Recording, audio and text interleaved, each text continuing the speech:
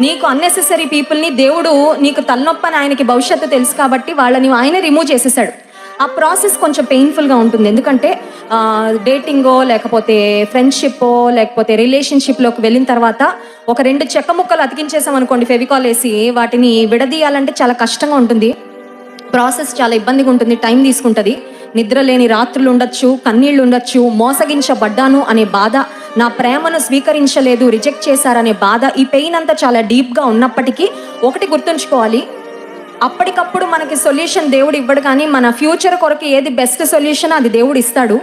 నిన్ను వద్దు అనుకున్న వాళ్ళ కోసం వెంటపడి బాధపడి ఏడ్చి టైం వేస్ట్ చేసి ఆరోగ్యం కోల్పోవడం కంటే నిన్ను ప్రాణప్రదంగా ప్రేమించే యేసే ప్రేమను ఒకసారి గుర్తు చేసుకొని, నిన్ను సరిగ్గా ప్రేమించే వాళ్ళు ఎవరో వాళ్ళని దేవుడే తీసుకొస్తారు నీ లైఫ్లోకి. ఇంకా వాళ్ళు ఒకసారి వచ్చాక ఇంకా మళ్ళీ లైఫ్లోంచి వాళ్ళు వెళ్ళరు, ఇలా జీవితకాలం అంతా కలిసి ఉంటారనమాట. హల్లెలూయా.